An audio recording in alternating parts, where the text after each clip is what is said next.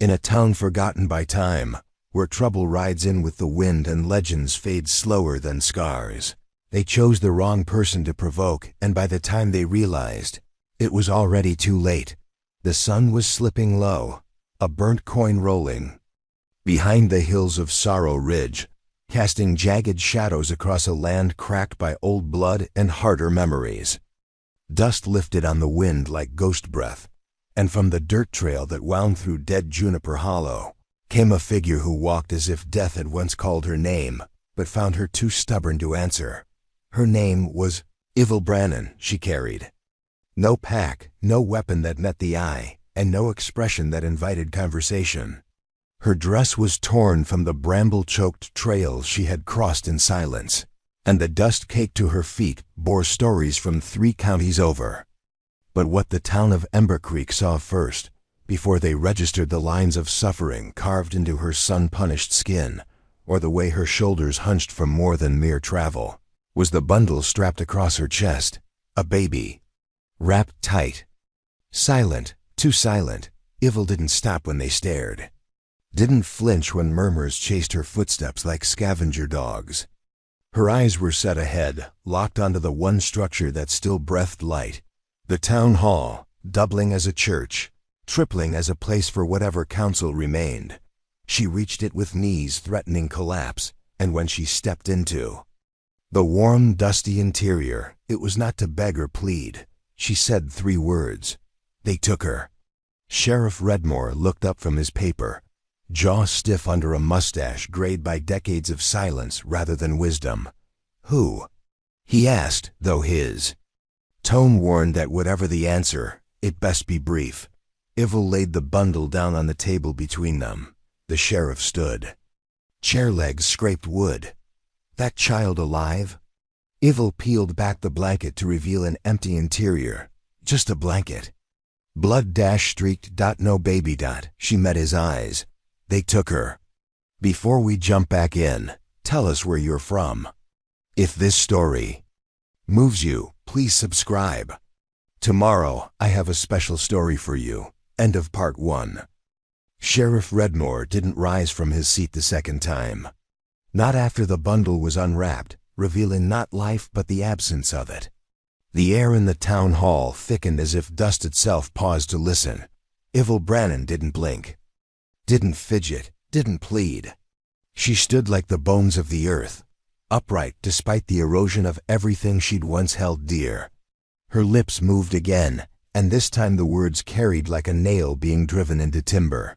They traded her for a dowry. The words should have shocked the room. But Ember Creek wasn't the kind of town to react loudly. Its silence ran deeper than most, carved by years of quiet injustices and careful indifference. Deputy Milgan, leaning against the far wall with a toothpick between his teeth, raised an eyebrow. Who trades a baby, miss? The Yarrow clan. The toothpick paused. A few chairs shifted. The church bell above let out one hollow chime not rung, but groaning in the shifting wind. Sheriff Redmore finally stood. You best start at the beginning. Evil didn't remember how the story left her lips, only that it did, like water from a cracked jug. She told them about the man she'd married in another county, 5 years her senior and twice her father's debt. About the promise he made to her and broke just weeks after the baby came, when the Yarrow clan began courting her husband's favor with threats dressed as gifts. The Yarrows were old blood, mountain people with land that touched the horizon, and a reputation for enforcing their own law. Their leader, Audra Yarrow, wasn't just feared. She was whispered about like a plague that had learned to walk. And they wanted a daughter. Not to raise, not to love. To sell. I left him after he signed the paper, Evil said. After they put ink to my baby's name like she was livestock. I tried to run, got as far as the hollow. But they had riders. They took her from my arms. And you didn't go to your sheriff then? Redmore asked. Didn't have one. Yarrow country don't keep sheriffs. They say they answer to something older. Older? Milgan frowned. A warrior, said to be their protector. The hollow knife, Legend says he answers to Adra's bloodline. Some think he's just a tale to scare their children. Some think he's the reason no one leaves once they go up the Yarrow Trail. Redmore pressed his palms flat on the table. And what do you think? Evil's face remained carved from stone. I think I saw a man in the trees. She described him, cloaked, masked, silent. She said he moved like the wind changed just for him. That when she screamed, he didn't flinch, only watched as the Yarrows pulled her baby away, and then he vanished. Milgan scoffed. You saying this knife watched and let it happen? Evil looked down, her hands clenched. I think he marked her, like he was deciding if she belonged to them. Or to something else. Ember Creek wasn't built for justice. It was a way station town. A place you passed through, not a place you stayed. Its sheriffs usually concerned themselves with cattle disputes and drunks throwing fists, but something in Evil's voice cracked the room. They didn't trust her story, but they believed her grief. It was the widow Parson who spoke next. Thin, old and half-blind, she sat near the stove where she always sat, as if rooted there. She carries a silence I remember. The kind you don't earn unless something sacred was torn from you. They didn't argue. Sheriff Redmore gave his verdict like he was pronouncing over a grave. There's no law that stretches into Yarrow land, no warrant they'd honor. Evil nodded. Then I'll go myself. Redmore stared at her. You know what they do to trespassers. Then I won't trespass, she said. I'll walk through the front. The sheriff studied her for a long moment. You're not armed. Not trained. You got no plan, no backup. Just a broken heart and the fire it lit. Evil leaned in. I'm not looking to win, Sheriff. I'm looking to wound. Her words didn't echo. They thud. She left the next morning. No one followed. No one offered help, but they watched. The same way one might watch a candle burn in a dark room, knowing it would die out but hoping, somehow, it might last until dawn. Evil knew where to go.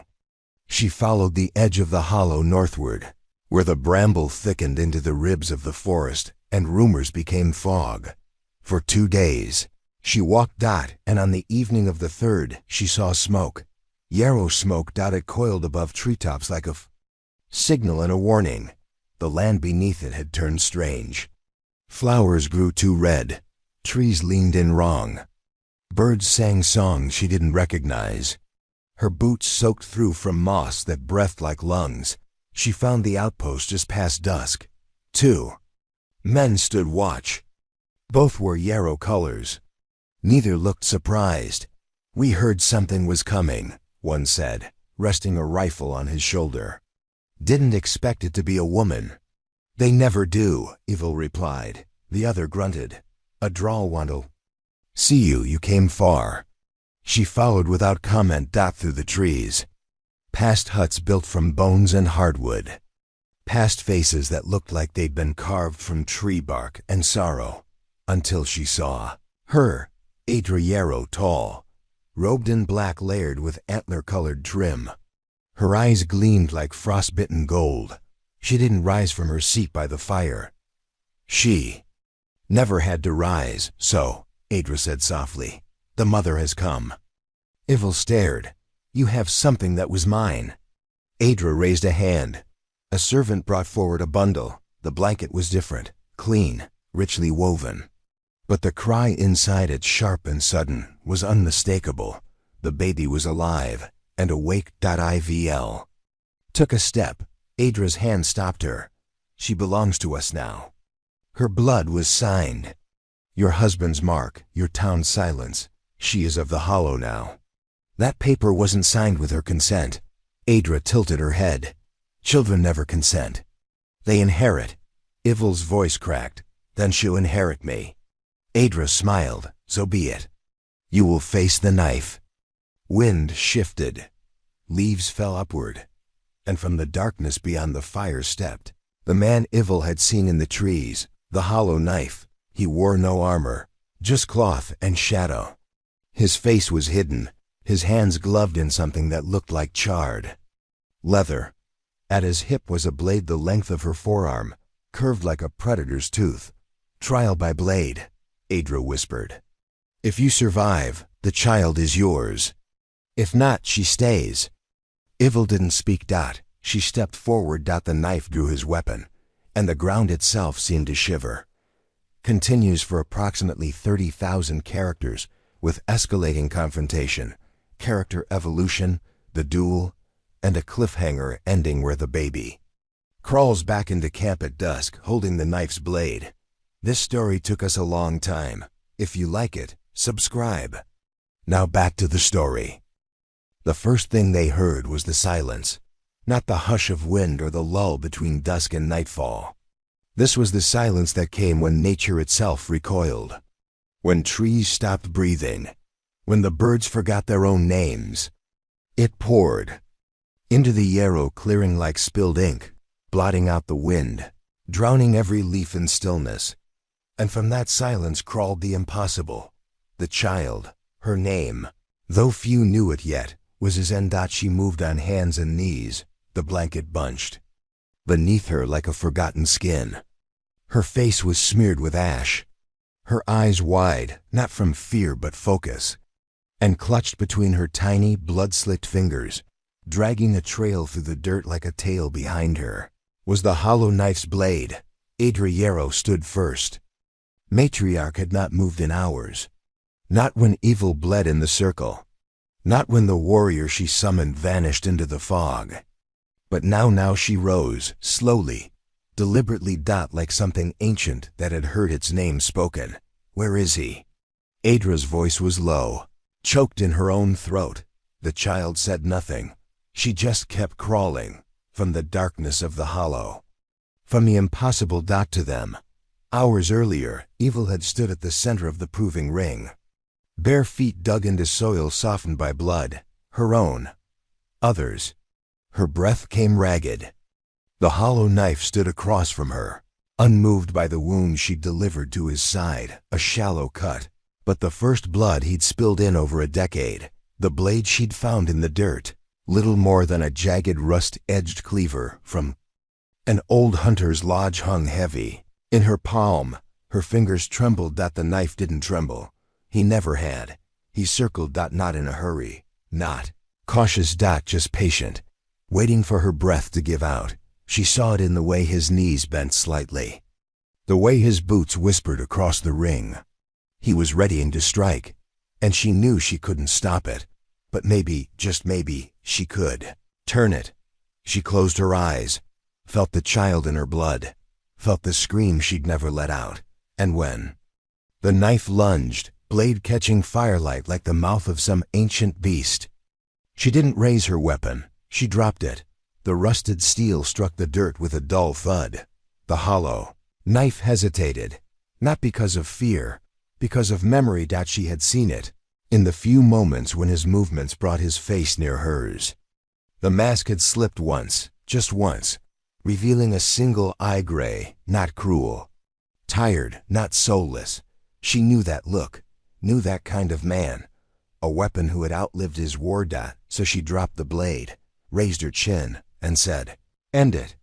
But know this, my child will outlive both of us. And when she does, she won't remember your sword. She'll remember my voice, my defiance." The knife stood still, then slowly lowered his own. The gasps from the yarrow onlookers broke the silence. Like dry twigs, Adra stood. No, she does not choose surrender. The knife looked at her. And didn't move. Adra's voice dropped an octave, the timbre of command. "Kill her. That is the right. That is the cost." But the knife, he sheathed the blade. Turned. And walked into the dark. That was when the fire roared high, and the clearing exploded in screams. Ivil woke on her back. Something warm pressed to her chest. Heartbeat. Tiny, fast, alive. She opened her eyes and saw the baby nestled against her skin, swaddled in the same bloody blanket that had left Ember Creek with no answers. The knife's blade lay across her lap. The child looked up. And smiled. then cried dot. It was the first sound she'd made in days dot, and it was the beginning of the end for the Yarrow clan dot. In the hours that followed, Udra raged. Warriors were dispatched into the forest. Smoke signals lit, hounds loosed. But no trace of the hollow knife remained. The blood in the ring had vanished. Only the mask lay there. In the center, cracked in half dot by morning, the child was gone dot, so was evil. The road back to Ember Creek wasn't a road at all dot, it was a trail. Made by memory, by instinct, by something older than maps. Evil carried her daughter through the bramble, through creeks swollen with storm melt, through wilds that whispered threats into the trees, but none touched her. The hollow was watching. Knife had vanished, but not his oath dot somehow. Evil knew. They crossed the final ridge at dusk and saw the town below dot. The bells didn't ring, but the lanterns were lit.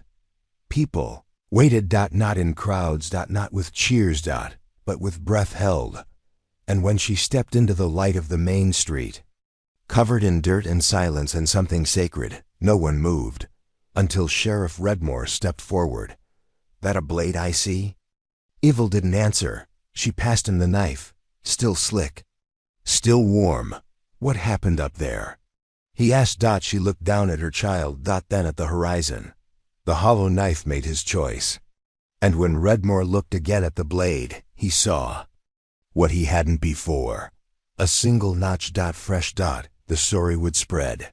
The child who returned with the weapon of legend dot, the warrior who refused his command, the woman who challenged a clan and left it shaking. But Ember Creek never said her name loud again. They didn't have to. She had become something more than myth dot, more than mother, more than martyr dot. She had become a warning, and somewhere deep in the hollow, a man with no name watched from the trees, maskless, bladeless, but not unarmed. He watched the girl grow and waited dot, because the world he knew had not yet seen what she would become dot. To be continued in part 4 dot dot. Let me know when you're ready to continue. Part 3 is complete and ends with a perfect cliffhanger. The hollow knife is gone. The baby is safe. For now dot, your move. The town of Ember Creek didn't sleep that night dot, not because of fear, not because of fire or flood or gunshot, but because of something rarer, silence they didn't understand. Evil. Brannon walked through the middle of the night carrying her daughter, and behind her no one followed. Not Redmore, not Milgan, not the town gossips or the dusty preacher who hadn't raised his voice since the drought. But every light remained lit, every curtain pulled aside, every door unlocked, not to invite trouble, but to bear witness, because no one carried that kind of silence for long without it erupting into something holy or something violent. She didn't speak when she crossed the threshold of the old postmaster's house. It had stood empty since the fire, boarded up by neglect.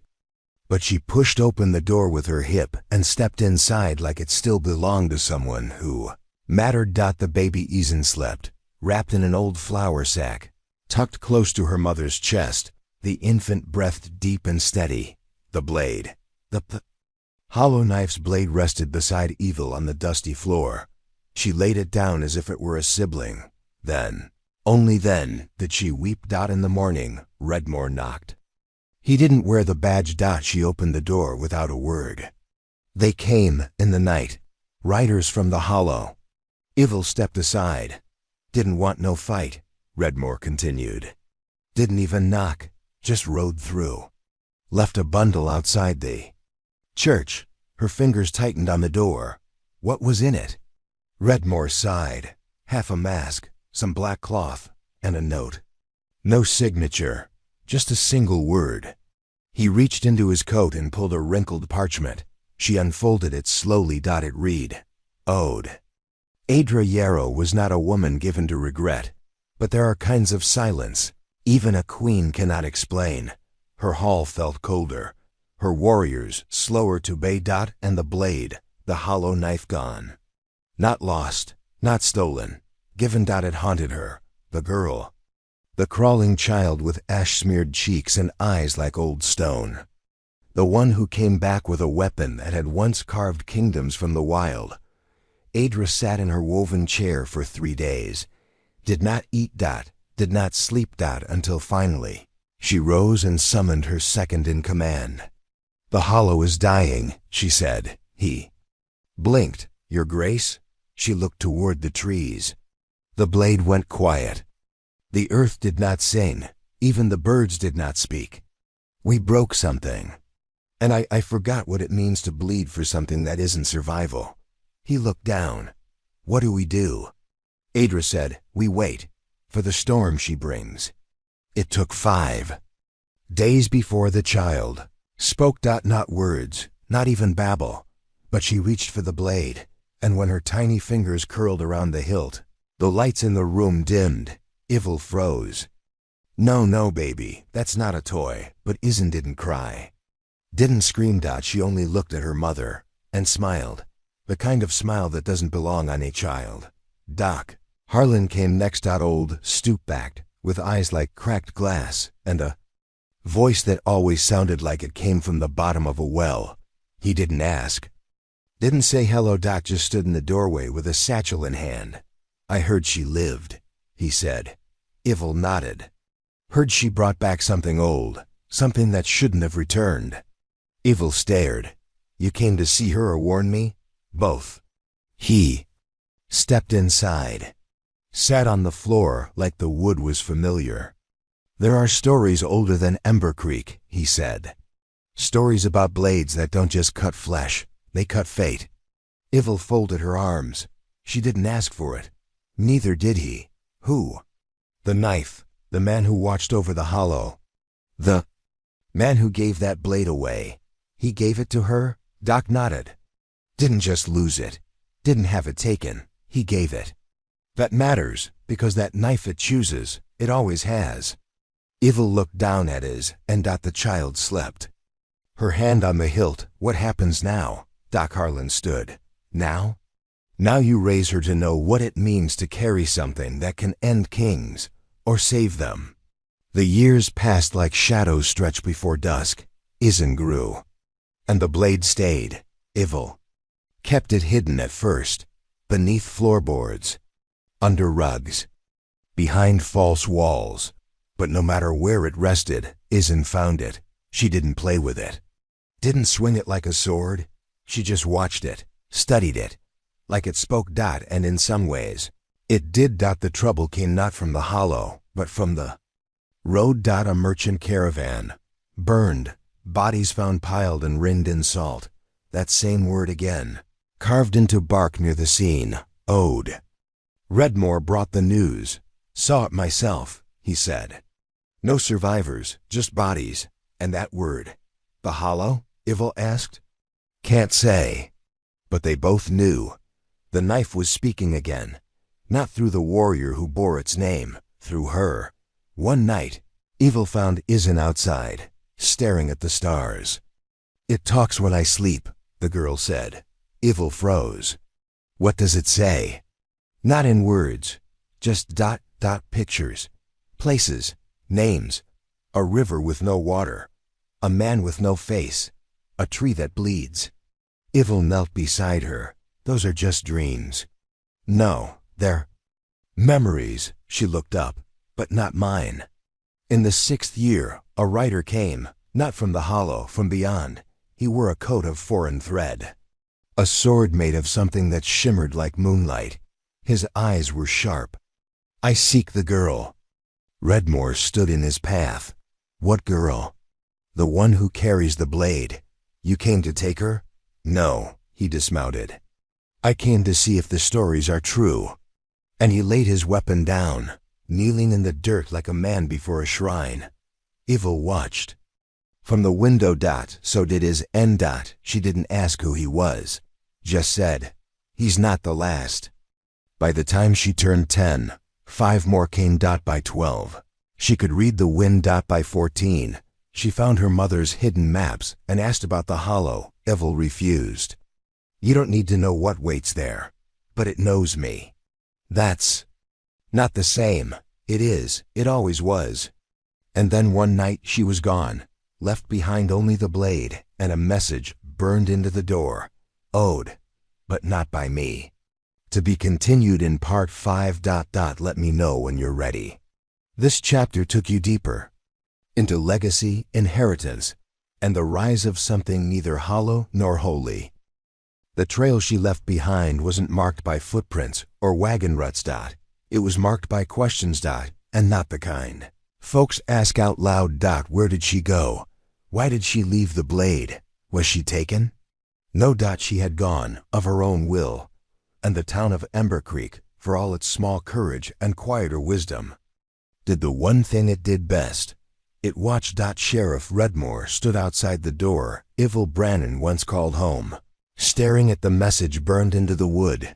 It was still warm. Not from fire, from force. From intention so fierce it etched itself. Without permission. Owed, but not by me. He didn't touch the handle, didn't need to. Whatever power had passed through that place had made its mark. You saw it? Doc Harlan asked, approaching with slow, stiff steps. I saw it. The blade's still there? It is, but it's not asleep anymore. In the mountains past Hollow River, a clearing known to no map pulsed with silence. It was not emptiness. It was a pause. And into that pause walked a girl, in ash-stained boots and a scarf wrapped tight around her jaw. That is N.16 now. Lean from travel. Eyes older than the trees. She carried no weapon. Didn't need to. Because the knife was part of her now. Not in flesh. Not in hand, but in breath. And it was leading her. The ruins of Blackroot Fortress sat crooked on the high spine of the range. Once it had belonged to blood kings and war witches. Now, it housed only wind and bones. Or so they thought. Isin stepped inside. And they woke. 3 of them, cloaked in iron-dyed wool. Faces hidden behind masks, stitched with thread, soaked in old blood. They moved like echoes of men, and when they spoke, it was not with voices. But with memory. One raised a hand, another knelt. The third said her name. Isin. She stopped, stared. You know me? We knew the one who came before. The knife. The first. He gave it up. He gave you the choice. They circled her. Why are you here? She took her time answering. Because there are names I hear in my sleep. Places I dream of. People I haven't met who still scream when I breathe. The third one stepped forward. And what do you want? She answered, without pause, to make them stop screaming. In the town of Farholt, a child went missing. No ransom. No demands, just a single word carved into the stone well at the center of town. Owed. Isin left Blackroot the next dawn, but she was not alone. The 3 shadows followed. Not behind. Not beside. Through. Where she walked, they flickered. Where she stopped, they waited. They were not friends. Not guardians. They were remnants. The leftover promises of the Hollow Knife's long silence. And they would follow her until those promises were broken. Or fulfilled. A storm was building. Not in the sky. In the world. Somewhere. Adra Yarrow stirred in her sleep. Her bones felt brittle. Her name, less feared. She dreamed of a girl with old eyes, and woke sweating. In Ember Creek. Ivil sat at the edge of her porch, hands wrapped around a mug gone cold. I felt her, she whispered. Doc Harlan, dozing beside her, stirred. She alive? Ivil didn't answer. She didn't have to. The horizon had started to bleed. In part 6, the girl returns. But not to Ember Creek. She goes to Farholt, where another child has vanished. And this time, she does not come to warn. She comes to collect. Middle of part 5. This story took us a long time. If you like it, subscribe. Now back to the story. The storm that broke over Farholt wasn't made of thunder or rain. It wore a scarf around her jaw and boots dark with road dust. It moved with silence, but not stealth, a silence that demanded attention, not secrecy. The town didn't know her. Name, not officially. But names don't matter when your shadow arrives before you do. She walked into Farholt an hour before sundown. No horses. No companions, just 3 flickering remnants who stayed close to the edges of vision. And behind them, wind that didn't match the weather. Farholt had grown since Ember Creek last heard its name. Once a stopover for coal haulers and creek golders, it now bustled with traders, carvers, and too many eyes watching the wrong things. Isan noticed immediately. Too many windows boarded from the inside. Too many doors cracked open, just enough to see. Not enough to help. She walked past the inn, past the blacksmith whose hammer paused in midair, past the old schoolhouse now dark as a cave, straight to the well. The stone was cold, the words still etched. Ode. A single drop of something. Dark stained the edge, not fresh, but not old either. She dropped to her knees and pressed her ear to the stones. Listened. Not for water. For whispers. And they came. Behind her, the townsfolk gathered. First 3, then 5, then 20, children clutching their mothers' skirts. Men with rifles that didn't point at her, but didn't lower either. One voice broke the hush. You the sheriff's girl? Isan stood. No. Then what are you? She turned. Her eyes didn't glow. But they carried weight. I'm the one they owed. The mayor came forward. He was a thick man with narrow eyes and a voice like wet rope. Look, girl, we don't want trouble. You already have it. You think this was us? We didn't take that child, we lost him. Tell me how. The crowd shifted. The mayor looked at the well. 3 nights ago, wind rose without warning. Sky stayed clear. Kid was playing in the square. Turned for a second. He was gone. No scream, no prints, nothing but that word. Isan stepped closer. What was the child's name? Benjamin Cole. She nodded. You heard of the Hollow? Of course, everyone has. You ever send men up there? Traitors? His silence was all the answer she needed. Ode doesn't come from nowhere. She walked to the well, stared down, then dropped something inside. The townsfolk leaned in. It wasn't a torch. It was a word, spoken in a language no one there understood. But the well answered. It screamed. The scream didn't echo. It climbed. And when it reached the surface, every window in Farholt cracked. The crowd fell back. Mothers shielded children. Men raised rifles. But Isan didn't flinch. He's alive, she said. How can you know that? The mayor asked. She looked at him. And when she spoke, her voice carried the edge of storms. Because I hear him screaming. 2. The remnants moved that night. They circled the well, pressed their masks to the stones, whispered names in ash. And in the woods east of Farholt, something stirred. Not human. Not whole. But watching. Ivil sat upright in bed. Sweat soaked her. Call her. She's calling it, she whispered. Doc Harlan rose from the chair where he'd nodded off. Calling what? Ivil turned to the window. What used to come for me? Isan didn't sleep that night. She sat cross-legged by the well, eyes closed, hands on her knees. The blade remained in Ember Creek, but she didn't need it, because the blade had never been steel. It had been choice, and she had made hers. At dawn. The trees across from Farholt leaned. Everyone, like something large, had brushed them aside. The townsfolk woke to silence, not the peaceful kind, the kind that follows the breath. Before a scream, then came the knock. 3 soft taps, not on a door, on every door. At once. When they opened them, there was nothing there except for one thing. In front of every doorstep. A coin. Old. Bent. Marked with a notch, and a message scratched into the wood nearby. Payment accepted. Retrieval begins. The first man to die was the butcher. He wasn't a villain, but he had sold meat to a yarrow trader without asking how it was paid for. He was found outside his shop. No wounds. No blood. Just his hands, curled into fists around a pile of feathers. No birds in sight. The second was the mayor. His house burned from the inside out. but nothing around it was touched dot and carved into the glass of the window. Debt counts the heart first. They begged Eason to stop at dot to make it end. She didn't answer. Not until the third day dot when the well spat out a scream. That split a man's eardrums and cracked the bell at the chapel. Then she stood, looked around, and said, "Now you listen. All of you, because what happens next? That depends on what you admit, what you return, what you pay." She pointed at the well. "He's not just a child, he's a measure. Oh wait, one your town has ignored for years. I'm not here to save you.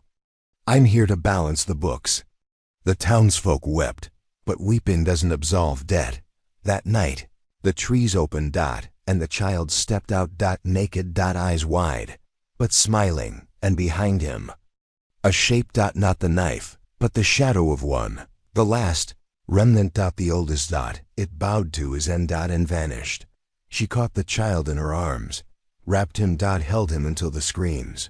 "Stop dot then turned to the town. Your books are clean. But your memory isn't." She left. Didn't say where she was going. Didn't need to. The next town would already know. Because somewhere, a door was burning, and the word above it said, "Ode." This story took us a long time. If you like it, subscribe. Now back to the story. The town of Dryer's Hollow had no warning. There were no cracked windows, no screams in the well, no notched coins on doorsteps. Only the wind, but it blew wrong. From the west where the mountains kept their silence and the trees grew too close. For comfort, it came down through the chimney flutes and whispered through the thatch. It carried no scent, only memory dot, and with it came a riderless shadow, not a horse. Not a figure, a feeling, the kind that made birds leave early dot, the kind that made men light lanterns before. The sun was even gone, and when Eason walked into town at twilight, they recognized her without ever knowing her face. She did not wear the scarf this time. Her jaw was bare, her coat tighter around her frame, her boots heavier, her silence louder. She walked straight to the sheriff's office. Not to speak. To wait. It took them 3 hours to gather the courage to follow. Sheriff Trawler was a young man with an old man's nerves. He stepped through the threshold, hands raised. "Hat in one. Miss, we don't mean disrespect, but you've stirred up talk. Some of it says you burned a mayor alive." Eason didn't move. "Some says you bring shadows with names no one dares speak." Still, she said nothing. "We don't know what was owed. Not by us, not by anyone here." That got her attention. She looked up and in her eyes were flames. "Then why do you smell of ash?" It was the church bell that tolled next. Not rung. Swung. By wind. Some said by guilt, said others. Eason stood beneath it at midnight and spoke a name. Hollis Ever.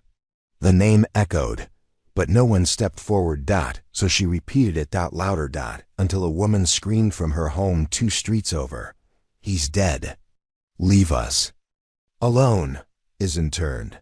"Then his debt passes to you." Hollis Ever had been a trader.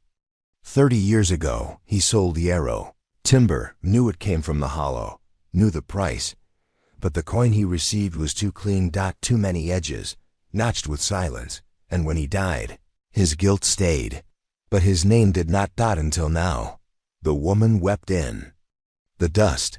Eason approached her. Knelt. Held out a cloth. "You can't undo the trade, but you can return the story." The woman looked up. "What story?" Eason spoke softly. "The one your father burned." They dug that night.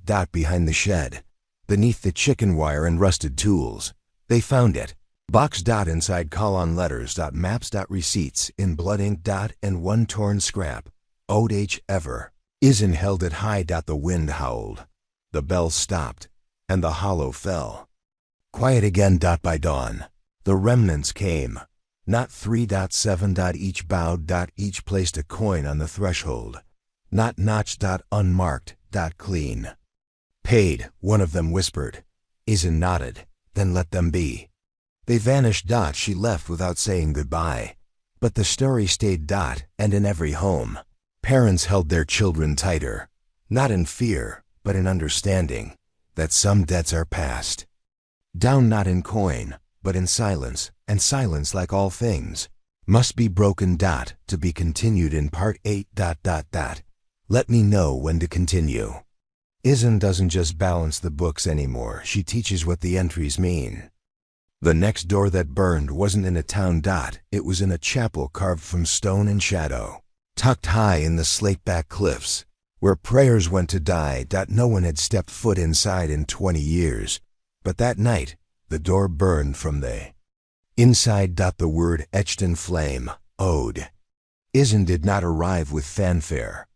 She never did, but the wind announced her. By the time she reached the edge of Hollowgate, the sheep had fled the pastures, the bells in the tower refused to ring, and the preacher's hands trembled without cause. She wore no blade, didn't need to. The people remembered, and memory, they were learning, was the sharpest weapon of all. Hollowgate was not a cruel town. Not on the surface. It prided itself on clean streets, quiet evenings, and a schoolhouse full of laughter. But beneath that charm was something rotten. Something they had buried. Too deep. Until Izen arrived. She didn't ask for the mayor. She asked for the graveyard. A boy led her there. Didn't speak a word, just pointed. Izen walked between the stones, stopped before one marked only with a cross and a single word, unclaimed. She knelt, ran her hand over the earth, and the ground trembled. They came to her after the sun fell. 6 elders, Hollowgate's council, dressed in their best. Voices rehearsed. We heard you're looking into old matters. Izen looked at them without blinking. No, I'm here to collect on them. They exchanged glances. The oldest among them stepped forward. Whatever you think happened, I know what happened. She pointed at the grave. You buried her without name, without prayer, because she wasn't from here. Because she spoke of men who hurt her, men who wore your rings. The youngest flinched. We were trying to protect the town. Izen stood. The wind stilled. You protected your power. She looked at each of them. And now you owe the silence you took from her. That night, the bells tolled. Not from hands, from memory. Every home echoed with a name no one remembered teaching their children. Myrea. And in the chapel that had once locked her out, the flames returned. But this time, they did not consume. They revealed. Letters. Testimonies. A ledger. And one ring. Blackened. Split. The next morning, the townsfolk found the council house empty. No bodies. No signs of struggle. Only the table, with 6 notched coins and a single piece of parchment. Paid, but not forgiven. Izen left that afternoon. Didn't speak, didn't look back. But a girl followed her to the edge of town. Was she your friend? The girl asked. Izen paused. She was the reason I know what truth feels like. Will you come back? Izen shook her head. You don't need me to, not anymore. And the girl understood, because the ground no longer trembled. To be continued in part 9. Let me know when you're ready. With every step, Izen is not just settling debts, she's restoring what was erased. Ashen dawn crept over the silent peaks, painting the hollow's ridges in pale light. The first rays touched the battered sign of the old crossroads, where the paths of debt and destiny converged, and revealed a single set of footprints, Izen's. Behind her, the wind carried no whisper, for the knife had gone still. Waiting. She stood at the entrance to the cavern that led beneath the stone arches, to the chamber where the blade had first been forged in sorrow and tempered with promise. The carved runes along the walls shivered as she passed, as if sighing memories of the hands that had shaped them. Every echo seemed to lean forward, eager to tell its tale. At the chamber's heart, a pedestal of basalt waited. Its surface was worn by centuries of shrouded worship, the hardened scars of countless oaths. Izen approached without hesitation. She drew a battered leather pouch from her coat and spilled its contents onto the stone.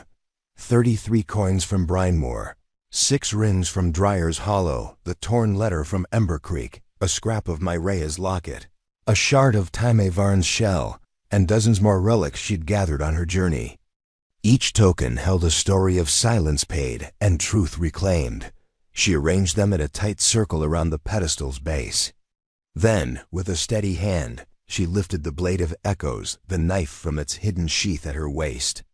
It gleamed. Faintly in the dim light, a promise made visible once more. Izen placed the knife gently upon the pedestal.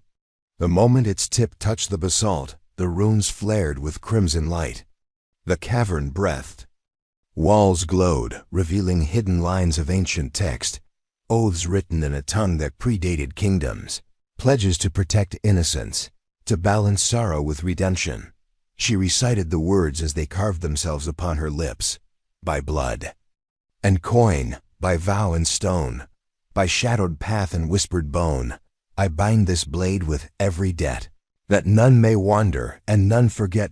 So let the echoes rise anew, to heal what pain once cut through. By knife and heart, this charge I bear. Pay every price, strike every snare. As the final syllable left her throat, the coins trembled, the rings rattled, and the knife's blade pulsed like a heartbeat. A wave of warmth spread through the chamber, melting the frost that still clung to the runes in deep cracks.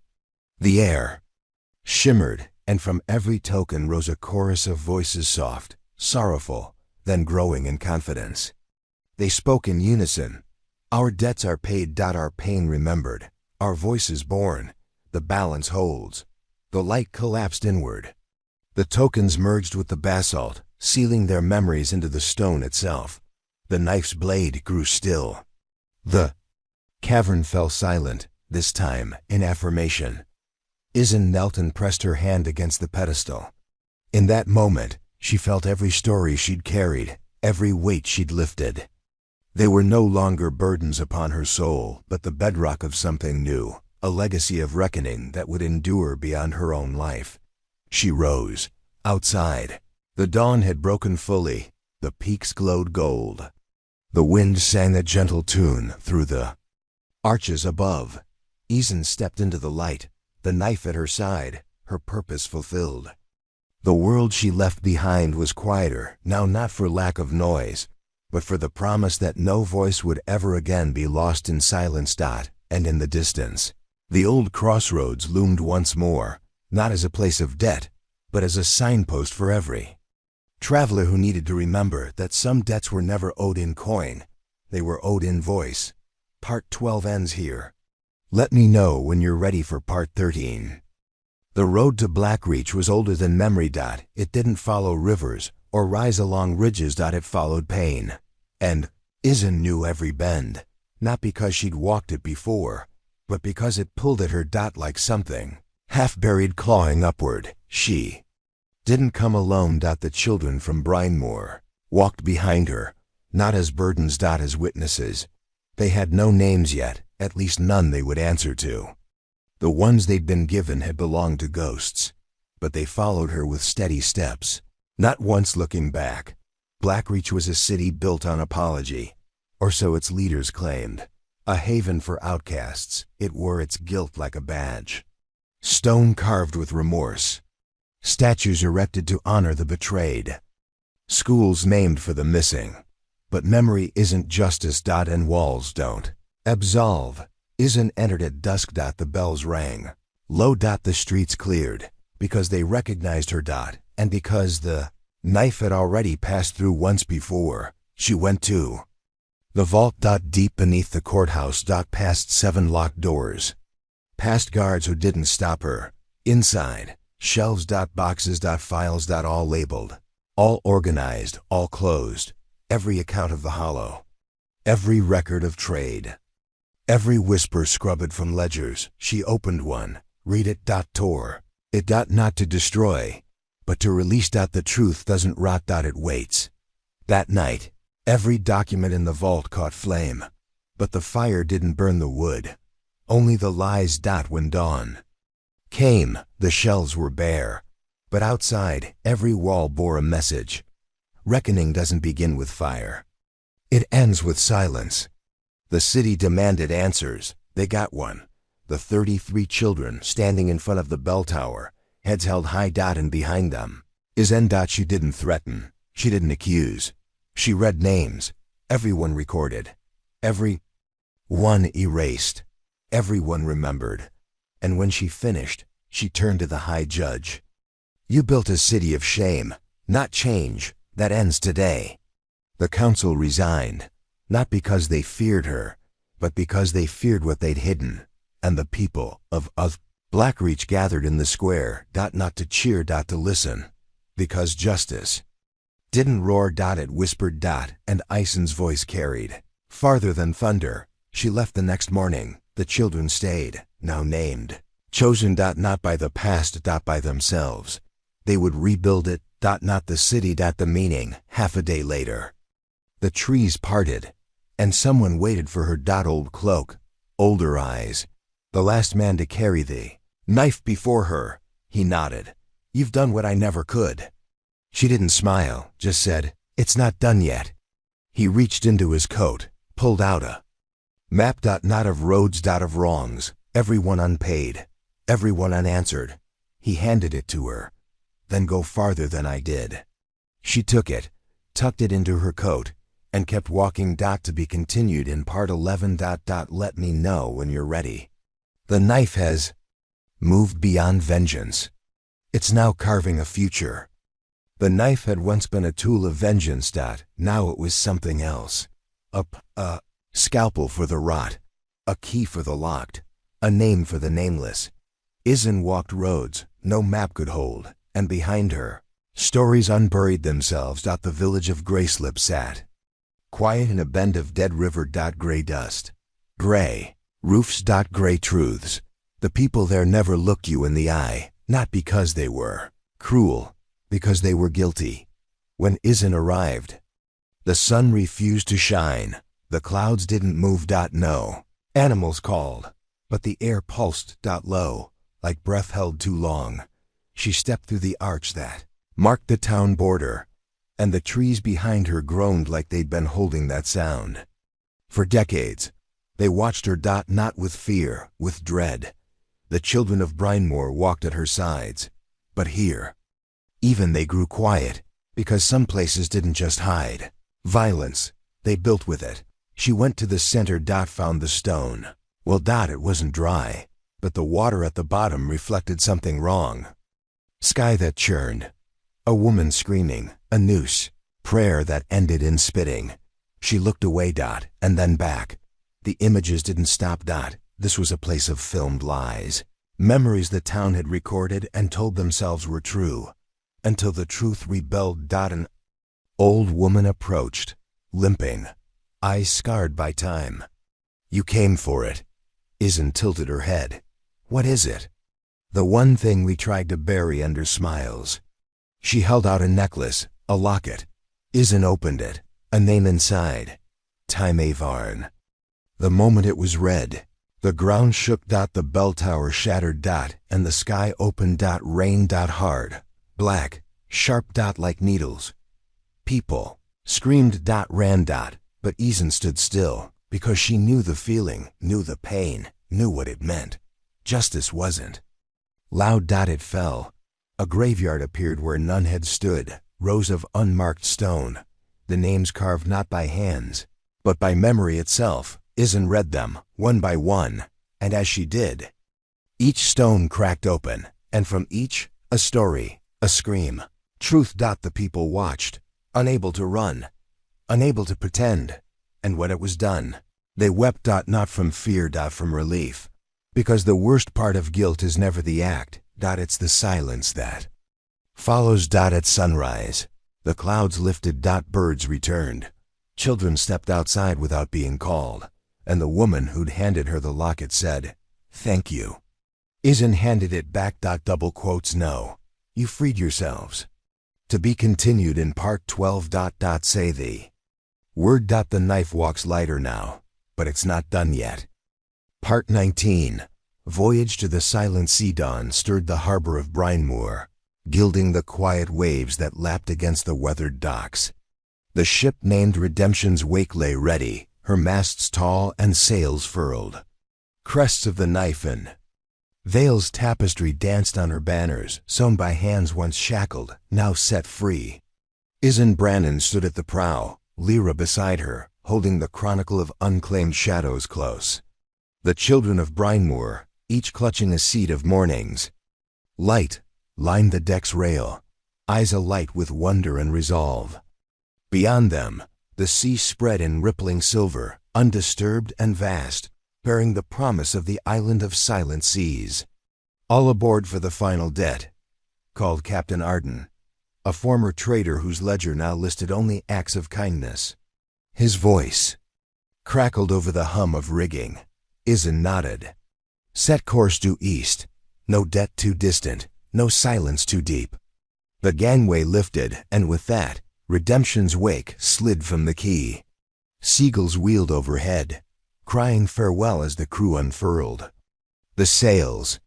The wind caught them, and the ship creaked alive, bearing its people into open water. The first day at sea was a lull. Sailors trimmed lines. Children chased sunlight across the deck. Lyra sketched waves in her journal, recording each ripple as though it told a story. Isan, however, remained watchful, scanning the horizon for any hint of the island's silhouette. The knife lay within her coat, its weight familiar yet distant, as though it had become part of the ship's very keel. That evening, a hush fell. Lanterns were lit, but no revelry rose. Instead, the crew gathered around Isan. "What will we find on the silent seas?" asked Tom, a young deckhand who had lost his family's farm to a forgotten debt. She looked at him, then at the dusk child. "Horizon, silence, but also the consequence of it. We sail not just to find the island, but to awaken the voices it keeps, voices that can heal or condemn." The crew nodded, understanding that the final debt would demand everything they'd become. 3 days later, a petrichor mist enveloped the ship. The air stung with salt and another scent, old pages damp with neglect. The children held onto the rail, eyes wide, as shapes emerged. An archipelago of jagged islets, half-submerged ruins rising from the surf. On one such rock perched a lighthouse. Skeletal in frame, wind-whipped and abandoned. The Isle of Whispers, Lyra breathed, the ship anchored in a sheltered cove. Small skiffs were lowered, and Isan led her company ashore, footsteps echoing on barnacle-pocked stones. Each held a seed or token, ready to plant hope where debts had festered. Stones under. Part 19. Voyage to the silent sea. Dawn stirred the harbor of Brinemoor, gilding the quiet waves that lapped against the weathered docks. The ship named Redemption's wake lay ready, her masts tall and sails furled. Crests of the knife and Vale's tapestry danced on her banners, sewn by hands once shackled, now set free. Isan Brannan stood at the prow, Lyra beside her, holding the chronicle of unclaimed shadows close. The children of Brinemoor, each clutching a seed of morning's light, lined the deck's rail, eyes alight with wonder and resolve. Beyond them, the sea spread in rippling silver, undisturbed and vast, bearing the promise of the island of silent seas. "All aboard for the final debt," called Captain Arden, a former trader whose ledger now listed only acts of kindness. His voice crackled over the hum of rigging. Isan nodded. "Set course due east. No debt too distant, no silence too deep." The gangway lifted, and with that, Redemption's wake slid from the quay. Seagulls wheeled overhead, crying farewell as the crew unfurled. The sails. The wind caught them, and the ship creaked alive, bearing its people into open water. The first day at sea was a lull. Sailors trimmed lines. Children chased sunlight across the deck. Lyra sketched waves in her journal, recording each ripple as though it told a story. Isan, however, remained watchful, scanning the horizon for any hint of the island's silhouette. The knife lay within her coat, its weight familiar yet distant, as though it had become part of the ship's very keel. That evening, a hush fell. Lanterns were lit, but no revelry rose. Instead, the crew gathered around Isan. What will we find on the silent seas? Asked Tom, a young deckhand who had lost his family's farm to a forgotten debt. She looked at him, then at the dusk child. Horizon, silence, but also the consequence of it. We sail not just to find the island, but to awaken the voices it keeps, voices that can heal or condemn.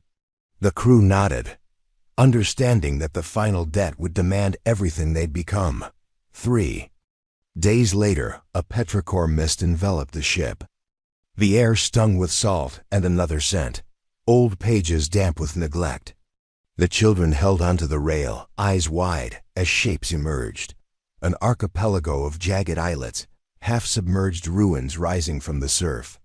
On one such rock perched a lighthouse. Skeletal in frame, wind-whipped and abandoned. The Isle of Whispers, Lyra breathed. The ship anchored in a sheltered cove. Small skiffs were lowered, and Izen led her company ashore, footsteps echoing on barnacle-pocked stones. Each held a seed or token, ready to plant hope where debts had festered. Stones underfoot bore inscriptions in an ancient script. Izen pressed a finger against one. Here lie promises broken by the sea's betrayal. She traced it, and spoke the translation aloud, her voice steady. As they advanced through tangled groves of driftwood trees, the wind caught their words, scattering them like petals. Each petal seemed to call out, a vow to protect, a pledge to remember, an oath to forgive. In the island's heart lay the citadel of silence, a circular ruin with pillars, carved from the bones of leviathans. At its center stood a pool of glassy water, still as death, into which every promise unspoken had been thrown. Its surface shimmered with faint outlines, faces, shapes, names trapped where no echo dared return. Izen approached the water's edge and lowered the chronicle. The pages touched the surface, ripples expanding, and the recorded names began to glow beneath. Speak them, murmured Lyra, and so Izen read, I vow to shelter the orphan under my roof, yet left him to the cold. The water shimmered. Night draped Talzeon in velvet and torchlight, a city perched on ivory towers and the promise of eternity. Streets of marble gleamed beneath its moon, each veined spiral a testament to the wealth of emperors and the silence of debts unpaid. From above, the city looked unbroken. From within, its underbelly pulsed with secrets chained in ledgers, sealed by blood. Izen arrived at the city gate just as starlight trembled against the obsidian walls. Behind her, Lyra and the children from Brimemore followed with reverent steps. They had learned that every place bore its own hush of guilt, its own demand for reckoning. Before her, the gates yawed open at the silent command of a single guard, whose eyes flickered at her. It was as though he recognized the glow of the knife in her silhouette. Inside the gate, the street lanterns burned in sapphire blue flame. A city tradition dating back centuries, said to ward off the shadows of old accords.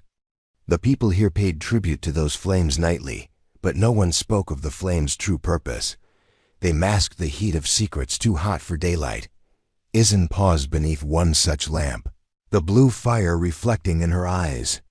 The remnants whispered.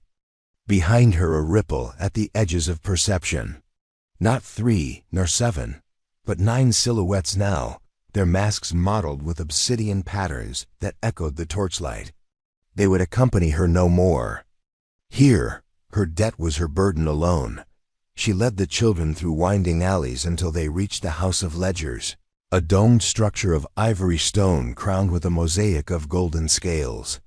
The steps rose like a staircase to judgment, black.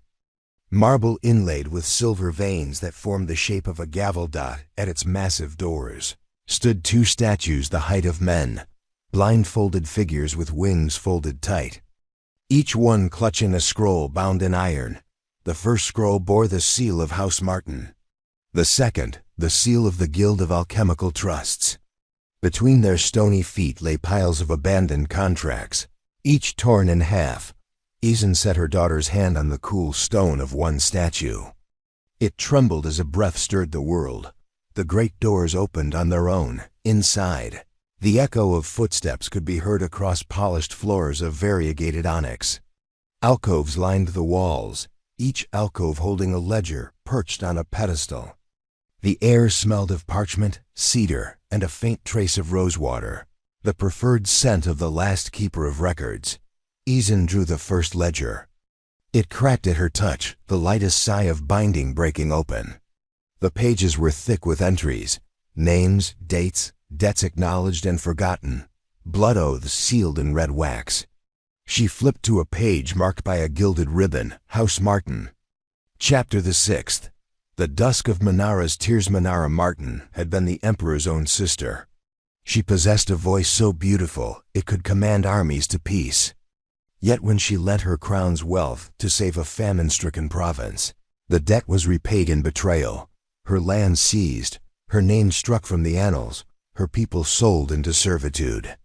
She died in exile, her tears remembered only by the night wind. Izen pressed her palm to the page, and the letters lifted in ink dust, swirling into the shape of a crown. The crown shattered, disintegrating into thousands of shards that drifted upward like silver motes. A child's whisper rose from behind. Did she ever get paid back? Izen closed the book. Her debt is repaid now. We will carry her name forward. She replaced the ledger and moved to the next alcove. Guild of Alchemical Trusts. Codex Omega. The elixir of sorrow. Here lay the record of the alchemists who had promised a cure to a plague that swept 3 provinces. They accepted gold and soul vessels, bottling hope in crystalline phials. Yet when the cure proved disastrous, subjects transformed into living statues, the guild abandoned its own treaties, leaving survivors to rot in cold stone. Their ledger remained open, the toll of lives uncounted. Izen spoke the guild's full name into the darkness. You shall count each life and honor each name. The walls shivered. 1,000 glass phials on shelves cracked in unison, the sound like distant thunder, and the oceans beyond the city seemed to pulse in response. The vault lay beneath the house of ledgers, down a spiraling stair of wrought iron and stained wood. The carved door sealed by 3 locks, curiosity, confession, and closure. At each lock hung a key shaped like a feather, a tear, and a broken ring. Izen took the feather key first lent by the children in memory of brine moors. Returned voices. The lock clicked. Next, the tear gifted by the women of Dryer's Hollow. The lock yielded. Finally, the broken ring given by the ex-council of Hollowgate. The 3rd lock fell free. She turned the handle. Within, an inky chasm yawned. A soft voice drifted upward. Who enters with the knife? Izen stepped forward, one who repays what was stolen. The room lit itself by phosphorescent candles placed in niches. At its center, on a lectern of black marble veined with red, lay the grand ledger of Talzeon, the accounting of the city's treasures, both material and intangible. She opened it to the first page, the blood opal of Emperor Stivara gemstone, said to shine with the light of 1,000 souls. Gifted by a conquered tribe in peace, it became the emblem of the throne. The ledger recorded an exchange, life for power. Yet the tribe had perished in silence, their voices never heard beyond the opal's glow. Izen lifted her voice to the ledger. May the souls echo beyond their stone prison. The opal, enclosed in a glass case, glowed red. Then it shattered, shards, falling like drops of blood. Next page. The covenant of endless debt, a treaty binding every citizen's lineage to a tribute paid by descendants of an ancient general. The ledger tracked payments never made, debts passed for centuries as weight. On the shoulders of innocence, Izen whispered, no more. The pages turned themselves in a breeze of old promises, revealing names long forgotten, now awakened. She reached the final entry. The knife of obligation. Here was the origin, where Caridin had carved his own debt into steel and passed it to those who would bind the world in justice. His act was recorded not as vengeance, but as penance. Under that entry, 3 words scrawled in blood ink. Forgive yourself. Isen's fingers trembled. The knife in her coat hummed. She closed the ledger. We are all mortal, she said. But debts die when forgiveness lives. On the steps above, the remnants gathered at the door. 9 masks glinting in the candlelight. One by one, they removed their masks. Faces emerged. An orphan from Ember Creek, a freed child from Farholt, survivors of Grayslip's storm, the exiled, families of Blackreach, the elder of Hollowgate, the bones of Brinemoor's soil, the keepers of the desert's truth, each bearer of the knife's legacy. They stood before Isen. Unmasked. Human. Your debt is forgiven, she told each. Now live without the weight of old vows. They knelt. One voice, the first remnant, spoke, and the knife? Isen laid a hand on her heart. It remains. Not as blade or burden, but as reminder. Justice lives where memory does. Outside, beyond the vault, the city stirred. Talzaean woke. At dawn, the gates opened wide. Residents flooded the streets, eyes bright, voices unmuted. The city that once built its legacy on silence now celebrated its truths. Isen walked among them, her journey etched in every freed name. At the edge of the crowd, she paused, map in hand, a tattered tapestry of debts yet unanswered. Lyra appeared at her side. Where to now? She asked. Isen traced the final mark on the map, a mountain crowned in storm, its summit wreathed in lightning. The storm's summit, she said. Lyra watched the sky. Then we climb. And as they stepped forward, the city's bells rang not in sorrow but in triumph, for this was the world remade, and the knife's path continued. The dawn over Talzaean broke like a slashed veil, shards of rose and violet streaming across spired rooftops of polished marble and basalt. Each tower cast twin shadows, betraying the city's dual nature, one of breathless beauty, the other of inscrutable power. From below, the streets swam with merchants hawking silks threaded with gold, and debtors clutching ledgers stamped in ink and wax. On every pillar, a plaque bore the city's motto in 3 tongues. From obligation, order; from order, legacy. But beneath the carved words lay a wilderness of unspoken promises. Isen stood on the bridge spanning the Sable Divide, the great canal bisecting Talzaean from north to south. Below, water dark as oil reflected drifting barges laden with spices, contraband, and silent passengers whose debts shackled them to the city's will. Lyra nestled closer, the leather-bound journal pressed beneath her arm.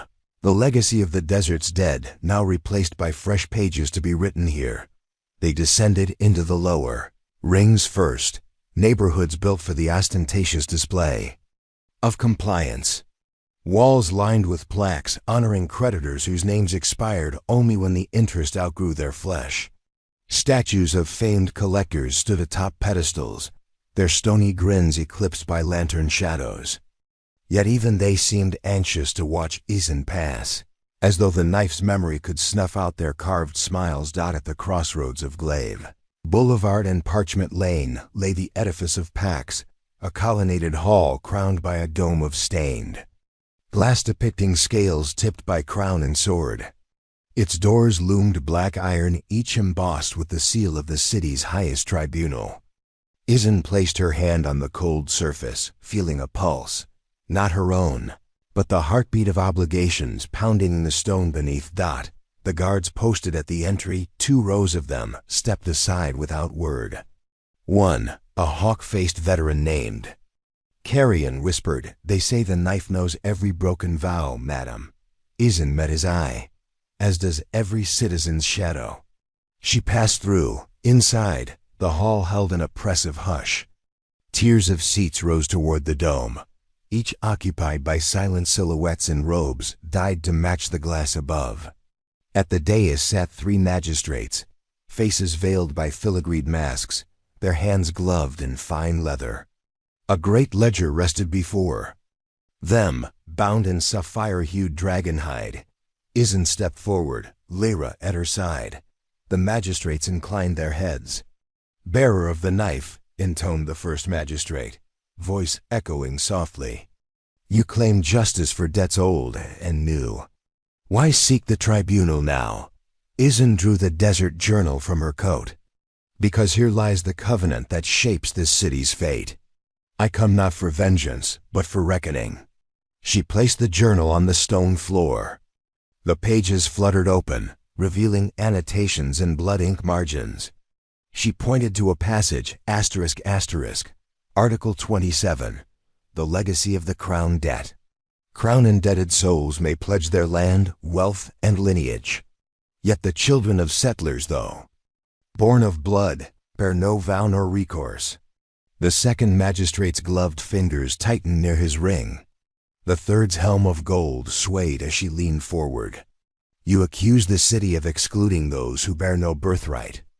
Isin's voice rang. The knife demands no bloodline. Only truth. Seek not the debts pledged in darkness, but those hidden in daylight.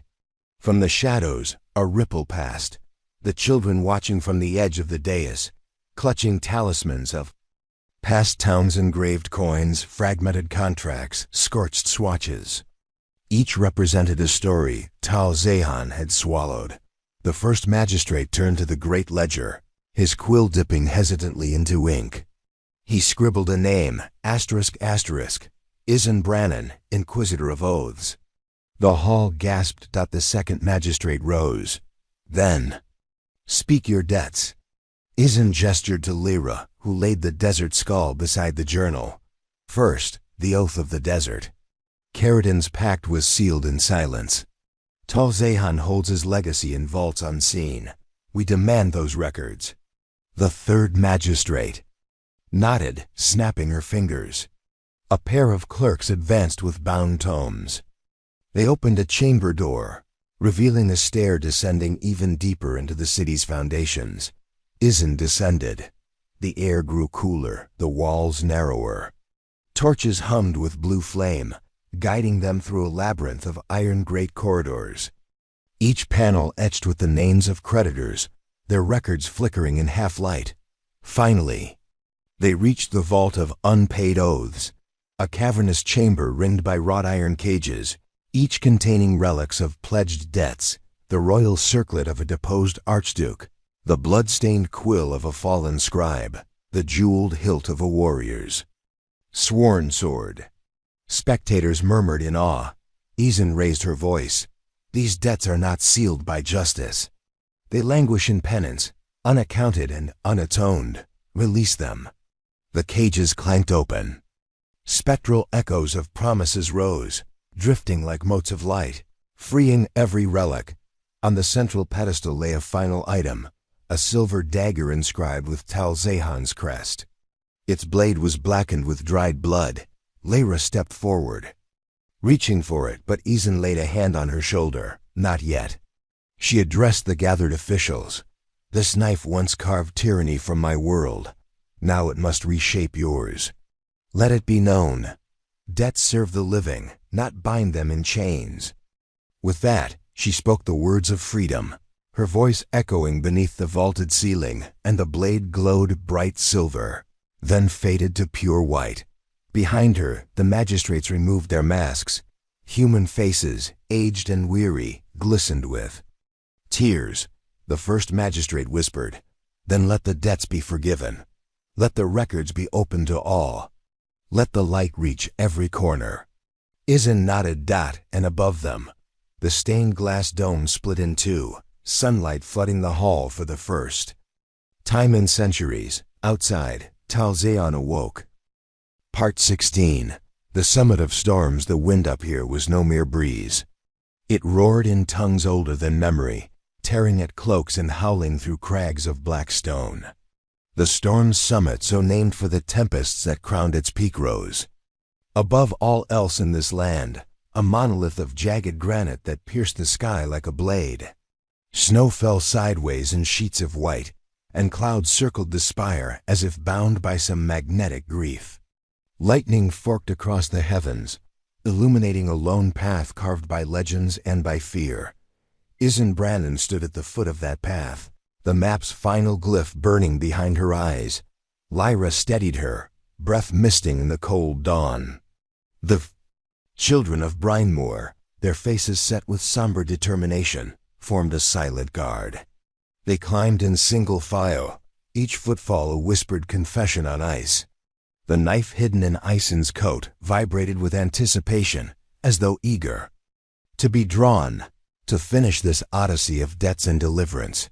They reached the first plateau as the sun fought its way through the storm.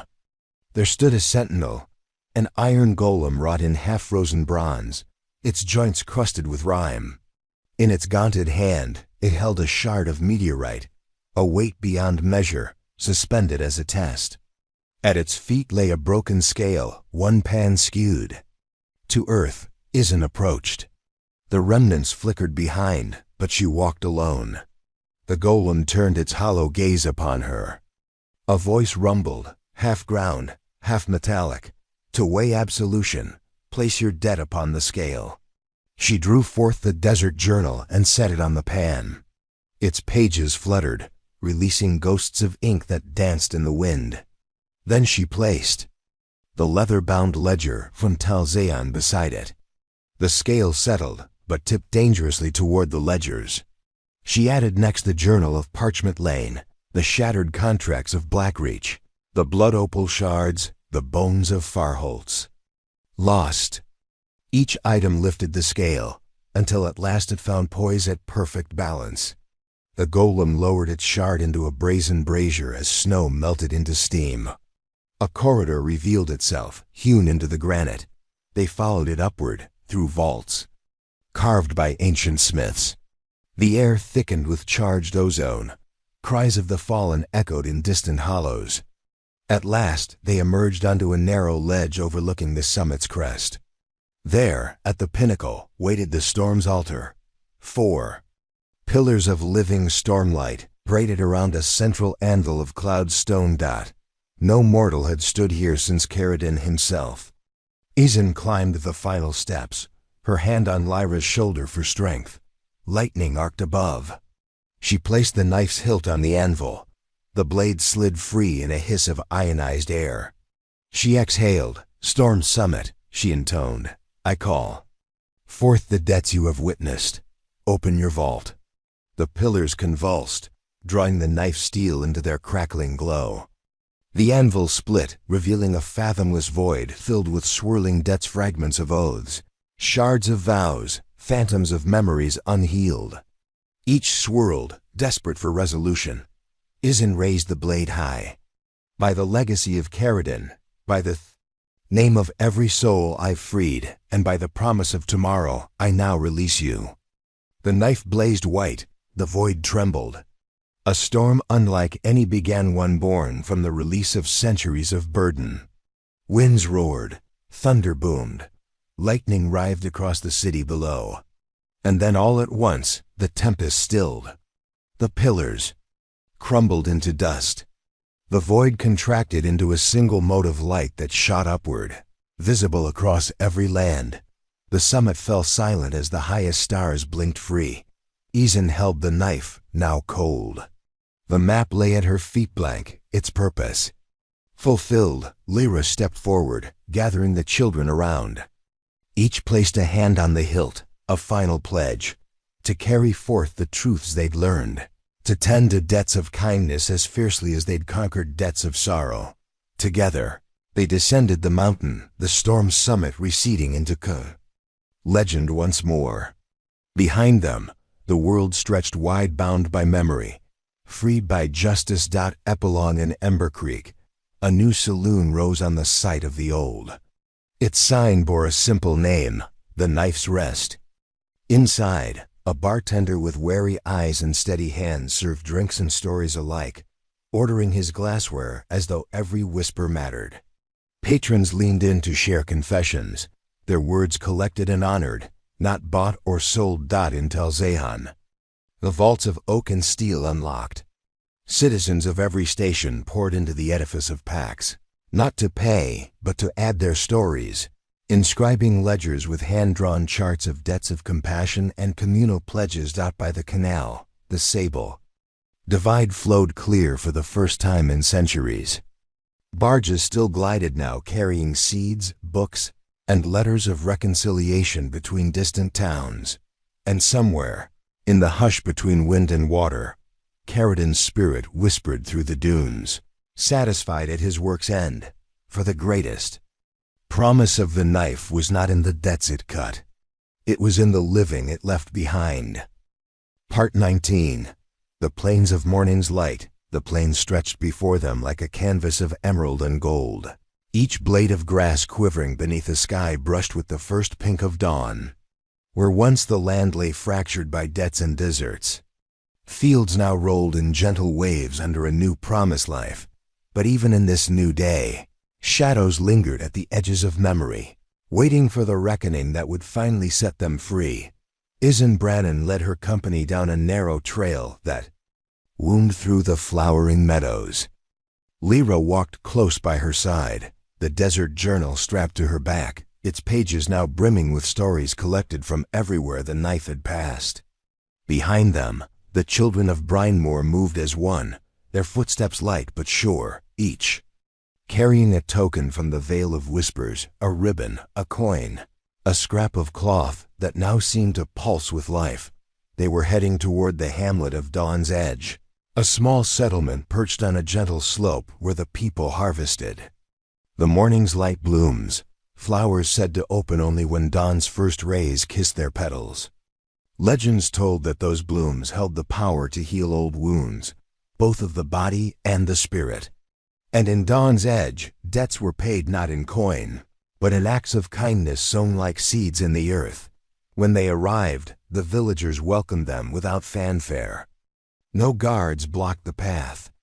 No plaques extolled victory over debts. Instead, the people offered bread, milk, and gentle smiles. Their faces bore lines of labor, yes, but also a reflection of hope, a hope that did not tremble under the weight of what had been, but rose proudly on what could be. Izen stood in the center of the village square, where the ground was patterned with concentric circles of pebbles and petals. A woman with silver hair approached, carrying a basket of blossoms. She placed them at Izen's feet. "These are for you," she said, her voice soft but firm. "For all the burdens you've lifted, and for the ones you've yet to lay down." Izen knelt and gathered a handful of blooms. The petals glowed pale gold in her hand, as if touched by sunlight itself. "Thank you," Izen replied. "But no one is more indebted than I. This world gave me a knife that cut me from my own past. You gave me a future." The villagers nodded, and Lyra stepped forward. From the desert journal, she tore out a fresh page and handed it to Izen. "Write your debt," Lyra said, "and let the blooms carry it away." Izen dipped a quill into ink made from crushed petals and wrote, "I owe the dawn for every new day I can. Walk unbound. May this debt be repaid in light and laughter." As the words dried, a breath of wind swept through the square. The petals she'd cradled lifted, swirling like golden confetti, carrying with them the ink, the words, the debt itself, and scattered across the meadow. For a moment, all was still. Then, from the fields beyond, a gentle hum arose. The morning's light blooms answered, opening their petals fully for the first time in memory, their glow bathing the village in warmth. A child from the group, Aya, reached down and plucked a single bloom. "They remember," she whispered. Izen touched Aya's head gently. "They remember because we remember." The villagers joined hands, forming a circle around Izen and her company. No words were spoken, none needed to be. The promise of that unbroken circle was more binding than any contract. But beyond the rim of the fields, at the forest's edge, something watched. A figure cloaked in twilight, half hidden among the birch trees, one who had once stood at the storm's summit, who had stepped aside in favor of Izen's light. He watched, silent as a shadow, carrying a silent burden that still trembled in his hands. He turned and vanished into the woods. Behind them, as they prepared to depart, the villagers bent to gather seeds. "For you," they said in unison, pressing handfuls of morning's light seeds into Izen's and Lyra's palms. to plant wherever debts remain. Izan accepted them with a bow, the weight of their hope in her hands. As the sun climbed higher, she looked eastward once more to the horizon where the map had marked a final place, the island of silent seas, said to hold the last debt that no wind could carry away. One island left, Izan said quietly. Lyra nodded, eyes shining. Then let's sail. And so they walked from dawn's edge, each step a promise, each breath a vow toward the harbor where a ship awaited, her sails stitched with the patterns of the Vale's tapestry. The journey was nearing its end.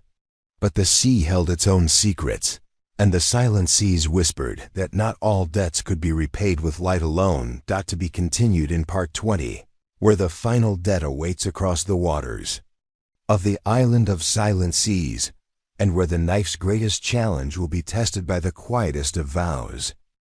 Part 20. The island of silent seas. The dawn broke on the horizon, painting the silent seas in pale rose and silver. Redemption's wake cut through the still waters like a promise kept. The ship's banners fluttered, depicting the knife entwined, with the tapestry of freed voices now flowing in the breeze, as living proof that even the deepest silences could be unbound. Izan Brannan stood at the bow, Lyra at her side, the chronicle of unclaimed shadows cradled between them. The children of Brinemore clustered around, clutching their morning's light seeds. Beyond them, the island of silent seas emerged, a ring of jagged cliffs rising from the glassy water, its shores littered with driftwood and half-buried ruins. No birds sang, no waves broke, but the air pulsed with an expectant hush. Captain Arden guided the ship into a sheltered inlet. As the anchor fell, a hush descended over the crew. Tom lowered the gangplank with reverent care. One by one, Ison's company stepped onto the island's soil seat in hand, quill at the ready, voices poised to end the final debt. They reached the center where a crumbling amphitheater lay half submerged. Seats of stone grew moss and lichen, and at its heart, a pedestal carved from black marble, once the stage for auctions of souls, now the altar of remembrance. Atop it sat an urn of tarnished copper, its surface etched with names of prisoners who had perished silent, voices locked away for crimes they may never have committed. Izan approached and drew the knife. Light spilled from its blade, cutting through the island's eternal twilight. She knelt and placed her seed beside the urn. Lyra laid the chronicle open at its pages, filled with confessions gathered from every place the knife had passed.